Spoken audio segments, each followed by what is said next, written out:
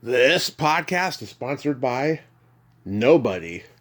Hey dudes, welcome to Splat from the Past, the only 80s themed horror sci-fi show where things can get totally radical.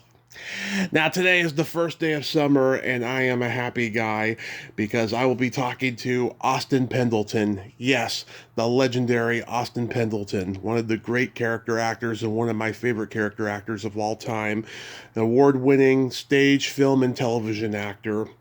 Oh my God, he's been in some of the greatest movies ever made.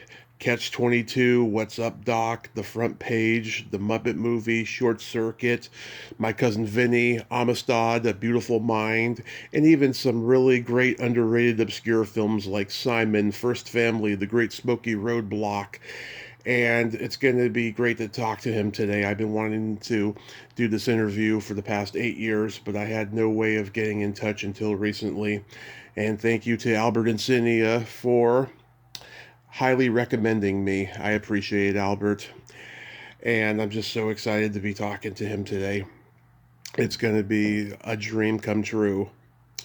Also, congratulations to recent guest Vicki Peterson of the Bangles. She got inducted into the Woman Songwriters Hall of Fame. I am so proud of her, and it couldn't happen to a nicer lady in rock and one of the great guitarists. So congrats, Vicki Peterson of the Bangles. Also, rest in peace to another brilliant character actor, Gaylord Sartain. Everybody remembers him, of course, from the Ernest movies, but oh God, he was in The Jerk. He was in The Hollywood Knights, The Big Easy, which he later spoofed as Big Daddy on The Simpsons in the television spin-off episode. I reached out to him, I think a year and a half ago, maybe 2 years ago, and I didn't hear back. I heard he was very reclusive towards the end, sadly. But nevertheless, he was a gifted comic performer, and he was on Hee Haw. So yeah, here is my interview with Austin Pendleton.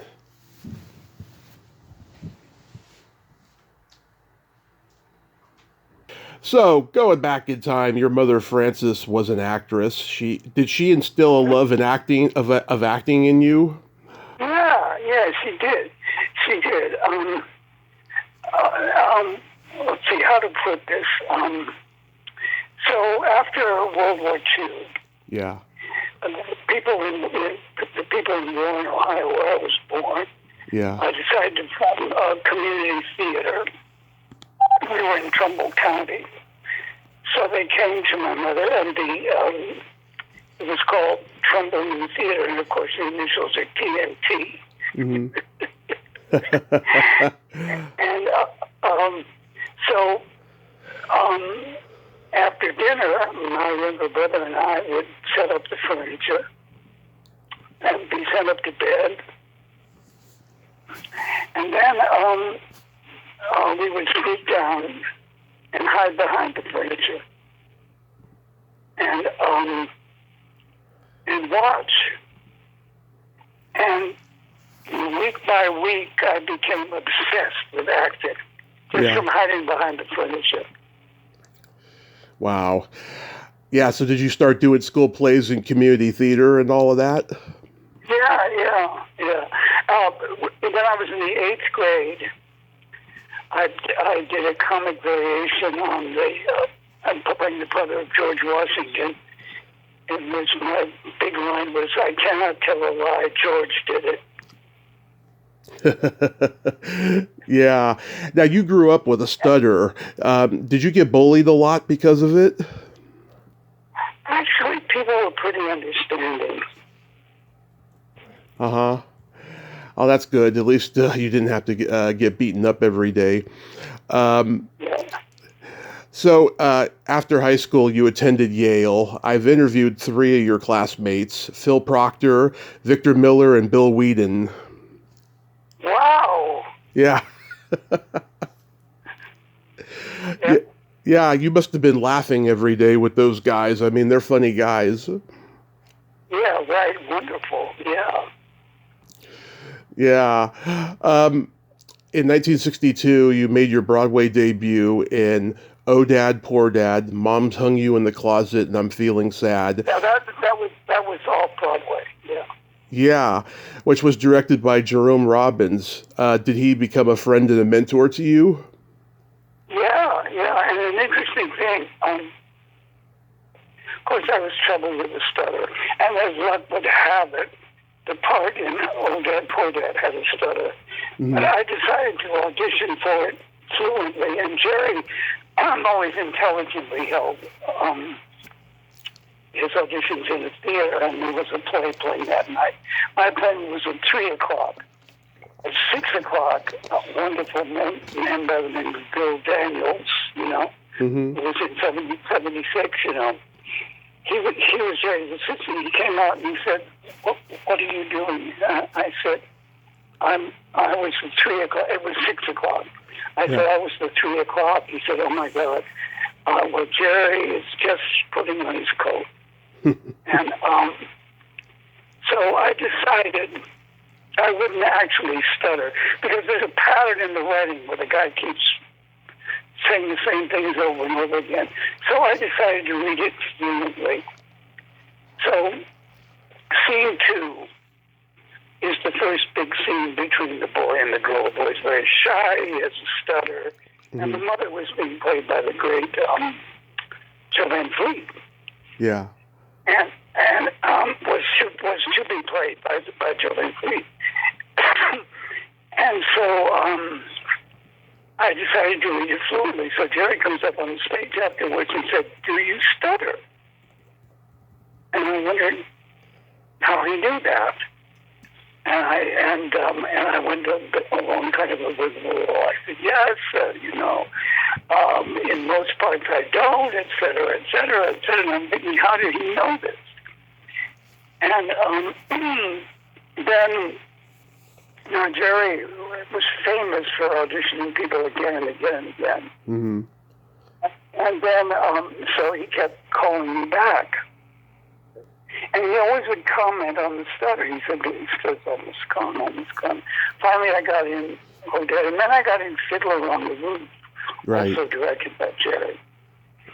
And we were in the third day of rehearsal. It was a beautiful summer day in Central Park. And I was playing the part of Muddle. Mm-hmm. And so we went out to have a wonderful lunch. And Jerry said to me, the set had almost gone. He said, "But do me a favor. Try to make the block a short one, because the show is 3.5 hours long." And so then he came to see almost every show I ever did. He would always comment on the stuff. Then this wonderful lady named Amanda Vale, wrote a biography of Jerry called Somewhere. After the title on West Side Story. She sent me an advance copy. Yeah. So one night I'm reading myself to sleep with it and discovered that Jerry had a stutter. Wow.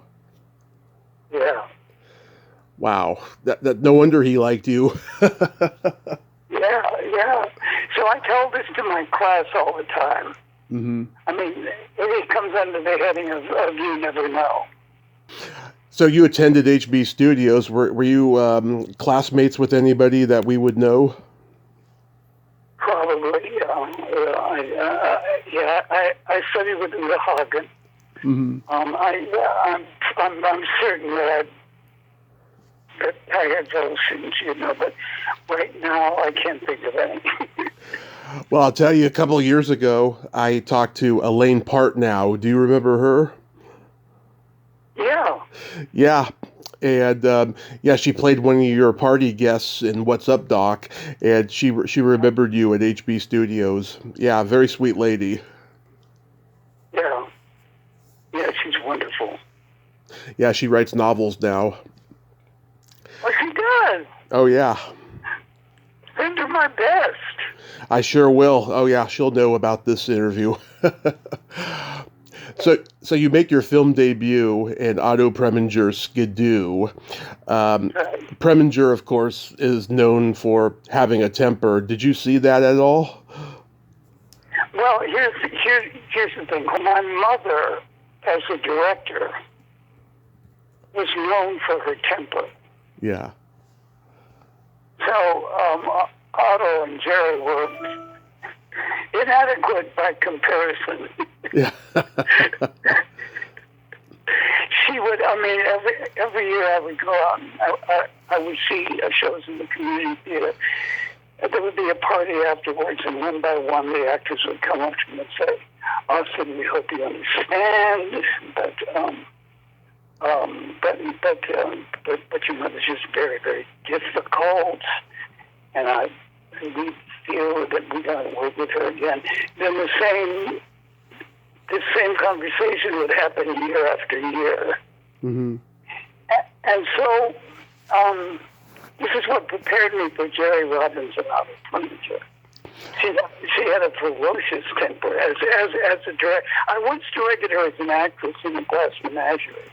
Mm-hmm. She was enormously cooperative and wonderful. Did I ever tell you why she gave up professional acting? Oh, no. Why did she give up professional acting? Okay, so, they play the Children's Hour. Uh-huh. Yeah. Yeah, it's about a young woman accused of being a lesbian. Mm-hmm. Yeah, I do. So my dad proposed to her, and she said, and the Children's Hour big hit. She said, "I'm sorry, but I have this fabulous part of one of the students in the Children's Hour, so I will have to wait for a year." So then, while they were in rehearsal in New York, one by one, every city found out it contained a compassionate portrait of a lesbian, and finally the tour was canceled. Wow. And that's why you and I are talking to each other today. Yeah, that's why you're here. Yeah, right, yeah. Next comes Catch 22. You had done Little Foxes with Mike Nichols previously, and he cast you in this. Is that correct? That's right. Mm-hmm. Yeah, you play Orson Welles' son-in-law. Any good anecdotes about Orson? Well, just that he was impossible. So we were filming down in Mexico, and Orson would rehearse the scenes Mike had directed. Then we would be ready to shoot, and Orson would say, in front of all of us, "Mike, I cannot play the scene this way." Mm-hmm. And then he would massacre it. And so I went back home, and I thought, and so the big thing about Orson Welles is everything after Citizen Kane went down. So I went back to New York after this, and it was the days of the great revival houses.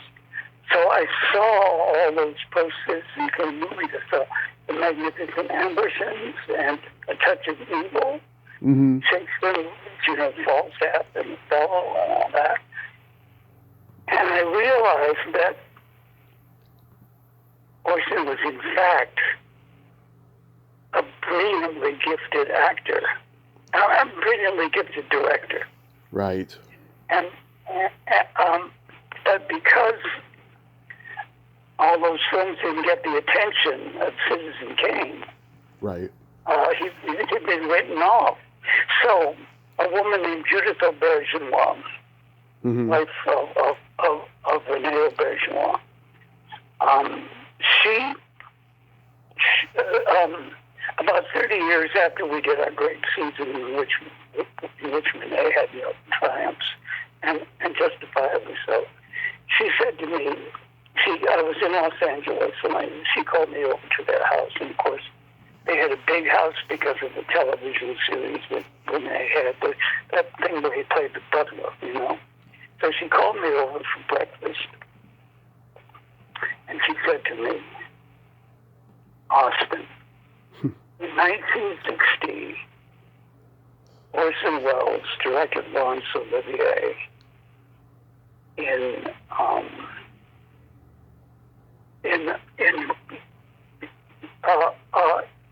Rhinoceros, write a play about it." Now, ordinarily I would have been, but I sort of felt guilty. Orson was long past, but I'd made all these snide remarks. Mm-hmm. So I took on the job, and I was stunned by what I saw. I saw that he had been so underweight. So the reason I wrote Horse and Shadow was actually out of guilt. Mm-hmm. So, What's Up, Doc is one of my top favorite comedies of all time. Since I was 5 years old, I can just watch it and get excited every time it's on because I know what line is coming, what scene is next. I mean, the comedic energy and timing is very kinetic and on point. Did you guys know while filming that it was going to be a classic, funny movie? Well, you see, the thing is, Peter Bogdanovich. had a very intelligent film history.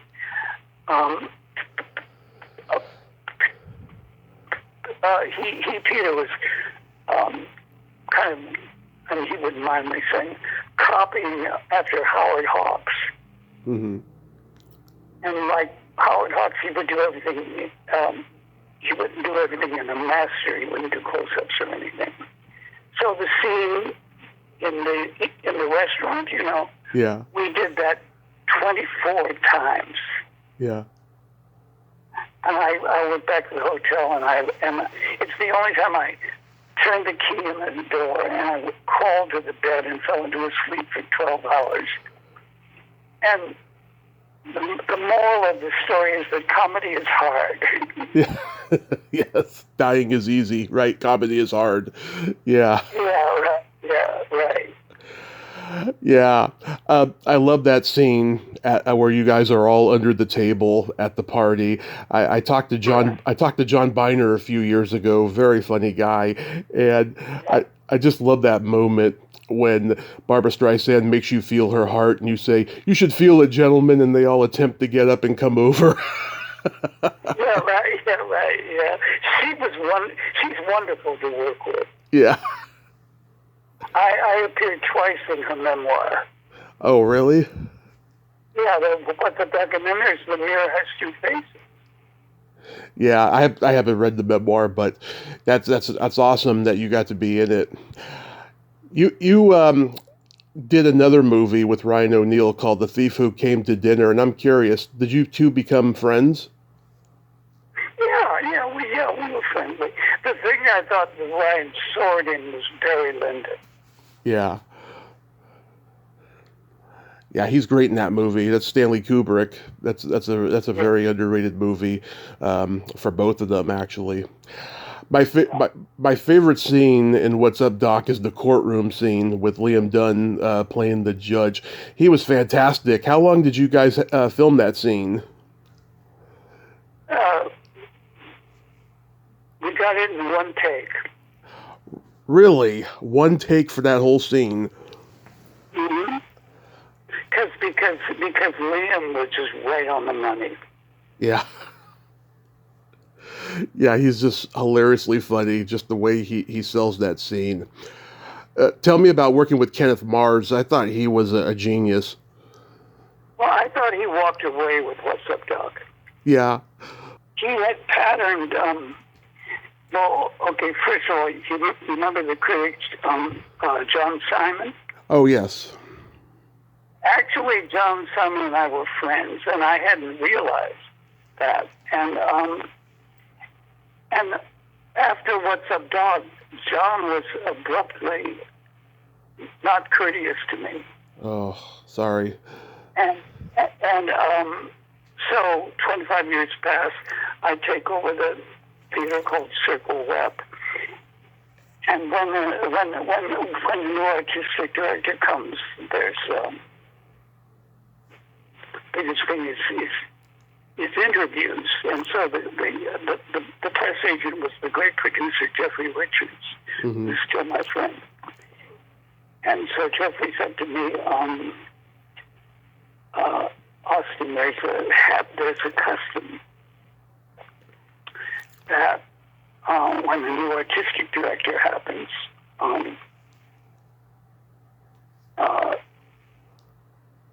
they are interviewed by a critic. Mm-hmm. So I said, okay, who's the person? He said, John Simon. I thought, oh my God. But here's what I realized. Uh-huh. When Kenneth Mars, when we shot What's Up, Dak, Kenneth Mars in those days watched kinescopes of John Simon. Mm-hmm. And I was wondering 25 years ago why John Simon wasn't speaking to me. Mm-hmm. So I said, well, okay. And it was in the summer. And so I went there. There is still kind of a French restaurant on West 70th Street. Yeah. And I went there, and no John Simon. And I remember, and then I came back out, and the maitre d' was pale with fright because he knew about John Simon's reputation. He said, Mr. Simon, we'll see you now. So I sat down at the table. And first we made small talk. Even that was exquisite. He said, Austin, you're taking over Circle Rep. And I said, yes. And he said, and you, at Circle Rep is only new plays, yes. Mm-hmm. He said, when you see a theater, the new plays, and you see what is done, to imagine the other plays, this is a quote, to imagine the other plays is to peer into the abyss. and then after that, we became friends for the rest of his life. Oh, that's great. Yeah. It's funny you mentioned John Simon because he was Hugh Simon. Yeah, right, exactly. It was a direct, and for some idiotic reason, it never occurred to me that's why John, and I knew John, and all of a sudden he's being very cold to me, and like an idiot, I hadn't put it together.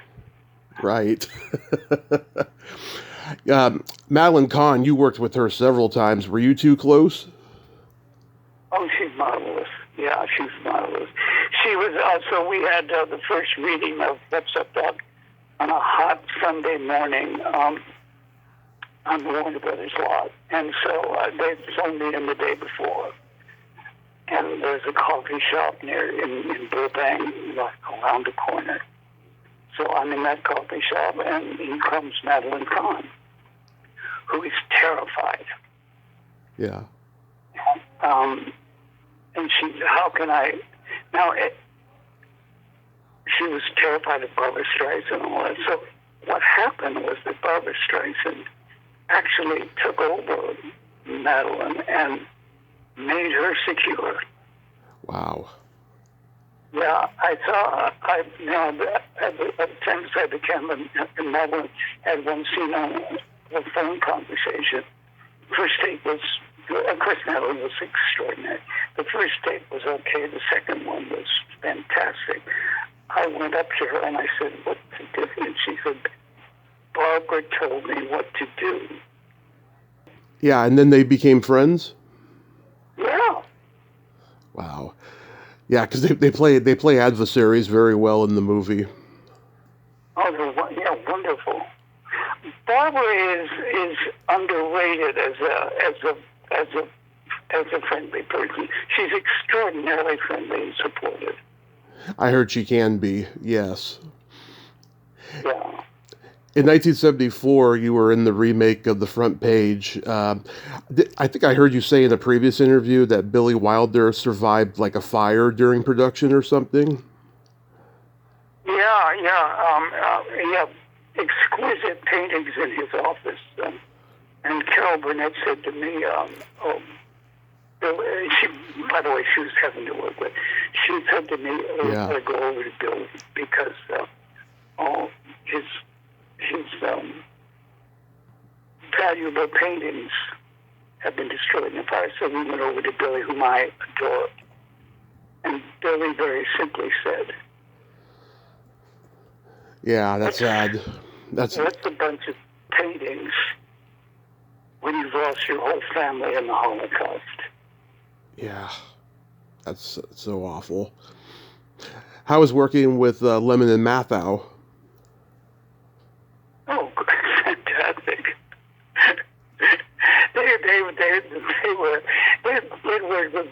Shirley Wilder a lot. And of course, they've gotten very skeptical and cynical and everything, so they would make all these remarks. It was fun. And one time, I'm in the roll top desk. Uh-huh. Right? One day they called for lunch and walked away and left me in there. That's hilarious. Yeah. Had you seen the original movie with Pat O'Brien? Yeah. Yeah, it's a great movie. It's a great play. And Bert Convey, poor guy, his mother had a stroke. Uh-huh. And then he was sitting by her bedside in the hospital when he had a stroke. But Bert and I kept up our friendship very much until the only time he got a little chilly was when I ran into him after he had become,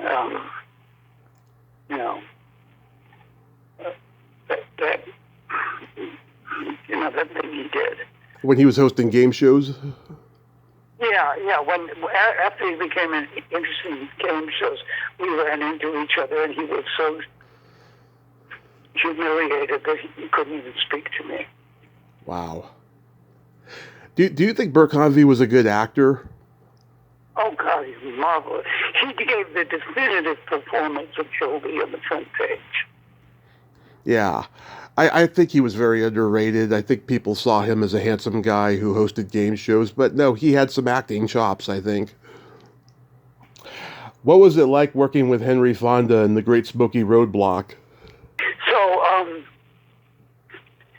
it was filmed in a little town in Northern California. Right. So I arrived and I played kind of a hippie. And Henry was at a long table, and he'd been working for 12 hours by this point. Right. And they said to him, Hank, you're not, in Austin's close-up, you aren't visible, so you can go home. And he said, no. Austin traveled all this way. I'm going to stay to the shot. Mm-hmm. That's what he was like. And then my sister and her husband were looking for a place to live.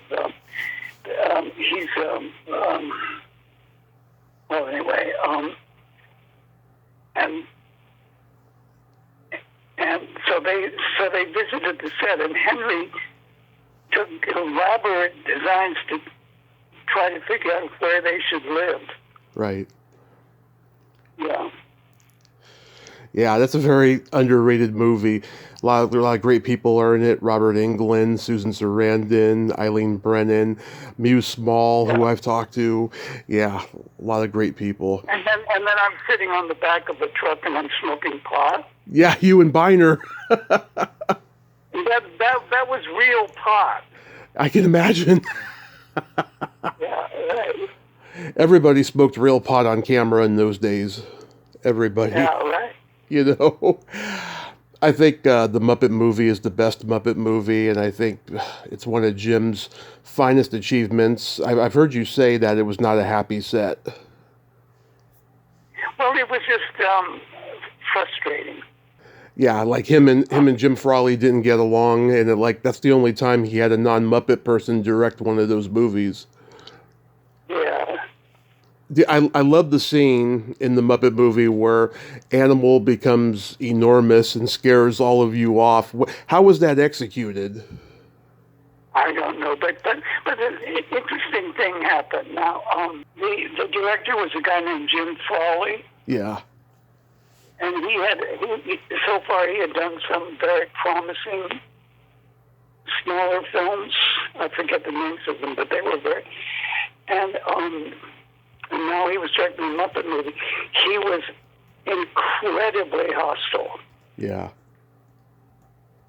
And then, now this is amazing.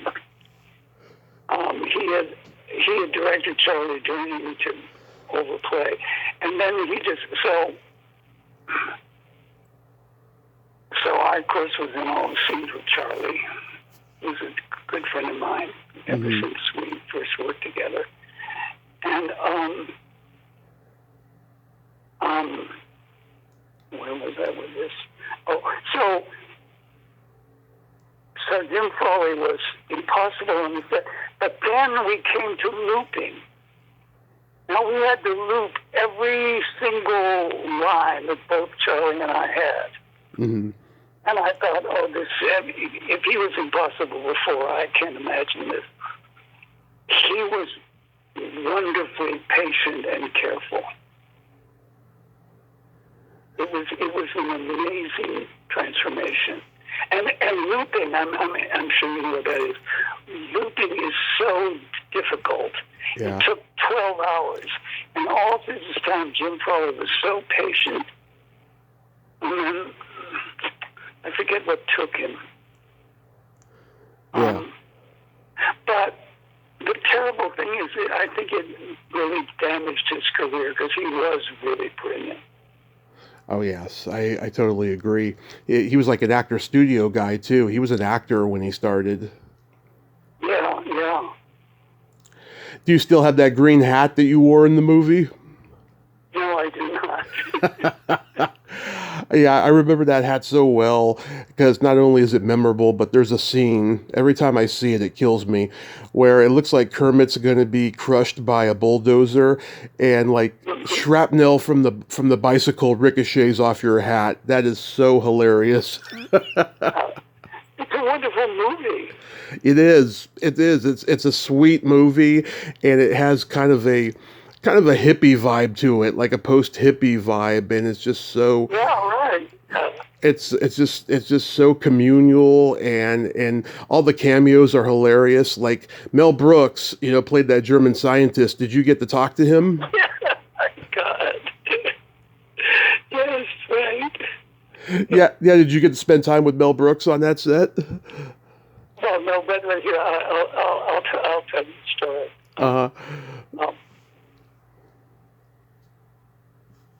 One time, I'd been to see a show with my brother. We decided to go to Orso's. And my brother and I, and my brother suddenly said, "Look," and he walked, and Bancroft and Mel Brooks. And this was the first, just right after the first preview of anyway, whatever it was. And so Annie and Mel were discussing it. And, so then, and also, as I'm sure you know, it's kind of narrow. Yeah. So at the end of, as my brother and I were getting up to leave, we went over, and Mel said to Alec, "Well, what do you do?" And Alec said, "I work for a company that makes machinery that never gives you a flat tire." Mel went on for a 10-minute improvisation on that. That's the funniest thing I've ever heard in my life. He is a funny man. He's going to be 99 next week. Yeah, he just kept it up. Have you heard anything about how he is now? From what I've been told, he's very sharp and he's still active. I heard he's going to do a Spaceballs 2, but who knows if that will come off. We'll see. He did a remake or sequel to History of the World, so we'll see if this goes. Yeah, right. Yeah. We just lost another genius that you worked with, Marshall Brickman, on a movie called Simon. You have any good anecdotes about him? Well, he was wonderful. He was very precise. Yeah. He was very specific. He was some feel that he got the best screen performance I ever gave. Because he was just so patient and particular, and he was no longer enslaved to Woody Allen. Oh, I worked with Woody Allen too. That was wonderful. Oh, was that a play? No, it was a little movie. It was Woody had written a play called "Don't Drink the Water." Oh yeah. And so I played the chef, Mm-hmm. and I was still troubled a little bit by the stutter. So I had this very, very complicated speech. So, and Woody thoughtfully called me at 7 in the morning because he knew I had a class at 10. So I tried the speech. Mm-hmm. And I just fucked up, and Woody said the following. He said, "Austin, you're a brilliant actor. You have only one defect." And I said, "What?" And he said, "You can't speak." Yeah. And then I did a flawless take. Yeah. I love that. That's so great. I'm kind of fed up with everybody being so concerned about his private life. You know, in the golden age of Hollywood, Yeah. this kind of attention, I mean, none of them would have had careers. Oh yeah. Oh yeah. I mean, back then, so many people got lucky, and it's amazing how we've gotten to this point now with the internet. Yeah, right, yeah. Yeah, the internet is going to kill this business. I mean, kill the quality Right. of this. Yeah. What was Alan Arkin like to work with? Heaven. Yeah. Yeah, so the first play I was in was Oh Dad, Poor Dad. Yeah. And and Barbara Harris was going with Alan.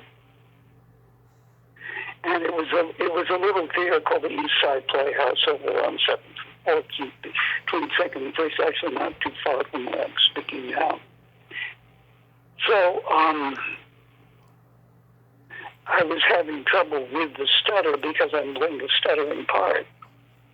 Right. So one time we were waiting for the crosstown bus. I was sharing an apartment with about 18 people. And Alan just said very gently, "Austin, use it." And that solved everything. Wow. Yeah, Fred Gwynn was in Simon, and you worked with him again later on My Cousin Vinny. Was he intimidating? He seems like it. No, he's very gentle. Okay. Yeah, because he was a big guy, and I heard he got mad if you asked him about the Munsters. I never dared mention the Munsters. Yeah, you don't seem like a Munsters kind of guy. Right, yeah. Another underrated comedy you were in was First Family. I just watched it again for the first time in like 30 years, and I couldn't believe how funny it was. That was Buck Henry. What was he like to work with? He's fantastic. And that movie got terrible reviews. Yeah. And then that was when I was preparing to direct Elizabeth Taylor. And she said to me, look, Austin, First Family, a good review.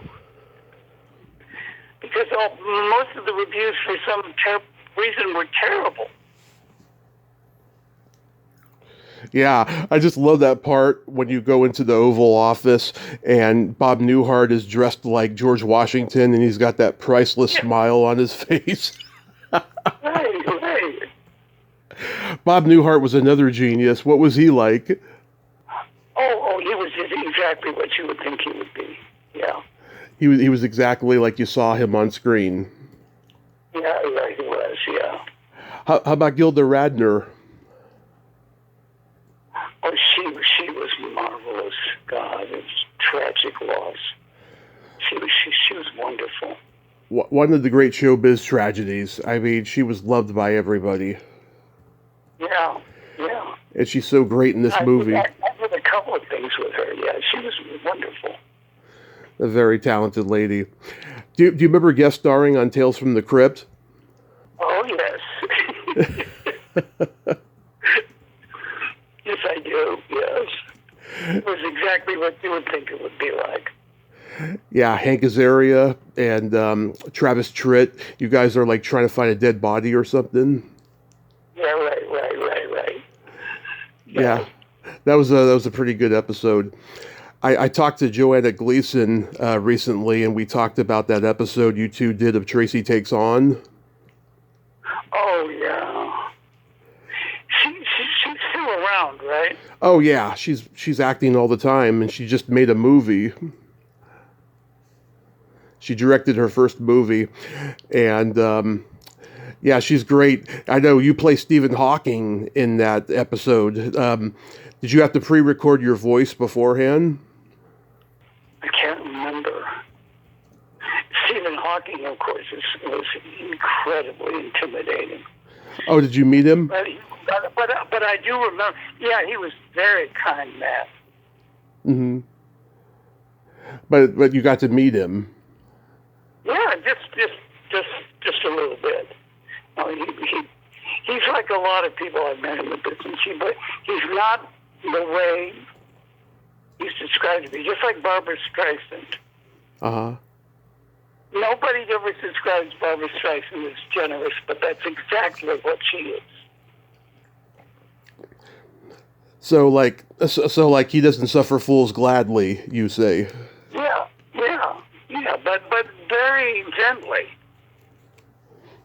I totally get it. There's a lot of geniuses out there like that.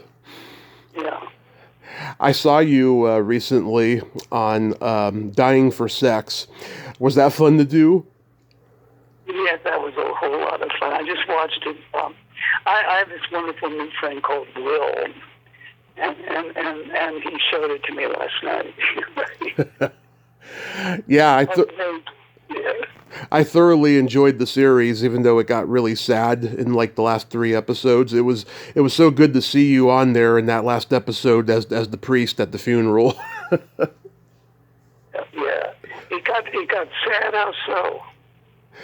Because, the first like 4 episodes or so, it's very steamy and sexual, and then it turns really, really sad when she gets cancer. Oh, wow. And who is she? Michelle Williams. Oh, yeah. Oh, God. Yeah. Yeah. She died young, right? Yeah. I don't know how old the character was, but she was pretty young and stuff. I hope she gets an Emmy or something because she did a really good job. Oh, wow. Oh, God. So are you still teaching at HB Studios? Yeah, but on Zoom. Oh, okay. And that's fantastic. I have students in Japan, Pakistan, Los Angeles, Chicago. Wonderful. Yeah. Do you get a? I'm a member of SIPNL. Yeah. Do you get a satisfaction teaching that you don't get when you're performing? Well, it's hard to compare them. It's just a whole different thing. It's like I can be in terrible professional shape. Mm-hmm. This is when we were in person, but it would still apply now. I could be in terrible shape. 10 minutes into teaching, I'm fine. Yeah. Do you think you'll ever retire, or do you think you're going to keep going till the end? I'm going that way till the end, which will be in approximately 125 years. I hope so. I really hope so, Austin. How's your health these days? Excellent. It's excellent. I have a wonderful doctor. Wonderful. Everybody needs wonderful doctors in this day and age with all the craziness with medicine and all of that stuff going on. Yeah. You have several like acting awards. Where do you keep your awards? Hidden. Yeah, no, because you can get carried away by looking at your acting awards. Yeah. it gives you kind of a false optimism. Because it can, I'm sure, in this profession, it can turn around like that. Oh, yeah. Now, so they asked me to write a memoir. So here's, okay, so in 1978, right. I acted at the Brooklyn Academy of Music in a production of Waiting for Godot. Now, I played Waiting for Godot in college, and I had a triumph. But this, the reason for this was they sent over this wonderful man who had helped him with the German, Walter Asmus. Walter Asmus was infinitely patient, but Walter Asmus was, no fault of his own, instructed to carry on the way that Samuel Beckett did. Apparently, in London, a wonderful English actress, Billy Whitelaw, was having trouble with Happy Days, where the woman talks all the time. Right. And Samuel Beckett directed, and apparently Billy Whitelaw just started to bang her head on the floor. So that was what poor Walter was saddled with. It was Mary Law's first preview, and I actually at the age of VA played possum. I lay down in the equity cot, and I pretended that I was still sleeping. They called in Harvey Lichtenstein, who ran the Brooklyn Academy of Music, and I called up Katina, and Katina said, well, he has been having some difficulty. Then I got this terrible review, and the next day, as it happened, and this is the beginning of the memoir, I had directed Lily Redgrave's in a play in Chicago, and we were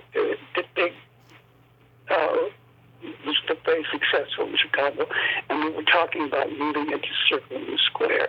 Mm-hmm. We had a meeting at Circle and Square, and Lynn said, you have time before you go to Brooklyn, let's go to the Russian tea room and have a bowl of soup. So we went to the Russian tea room and ordered. And she said, all right, now about the review. She said, now my father, of course, Sir Michael Redgrave, my father and John and Ralph would get reviews like that, and it was known they would be on the London stage next year. And then she said with a tone of contempt, of course this didn't apply to Larry.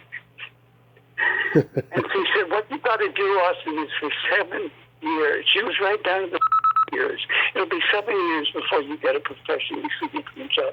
So what you've got to do is go anywhere to act.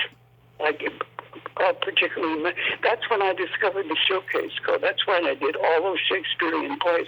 So I tell my students, the whole concept of luck in this business. I mean, you never know. I would never have had all those opportunities to take on those great classical roles.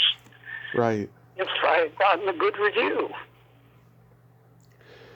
Absolutely. And what matters now is that you're here. And this has been such a tremendous honor, Austin. Thank you so much for coming on today. You have a great rest of your day and a great summer, and be safe. And I'll keep my eye out for you and anything you got upcoming. Good. And anytime you want another one of these, I'm there, okay? Absolutely, sir. Wonderful. Thank you. Thank you. Okay. Bye-bye. Bye-bye. Well, there you have it. Austin Pendleton. Oh, my God. That man is amazing. I mean, at the end there, he just sounded like, he was like one pen and pencil away from being a philosopher. I mean, just his philosophy on acting and just life in general is just so profound and amazing. I'm so glad that we got to talk today. This has just been Oh my God, thrilling. I'm so glad that we got to make this happen. I mean, the man's a legend, and he experienced so much with all those iconic stars that this was just, ugh. I tell you, I'm walking on air right now. I've got goosebumps. I am just walking on air. That was fabulous. Well, until next time, this is Tommy Throwback Kovac saying there's no shame in living in the past because the present sucks. Later, dudes!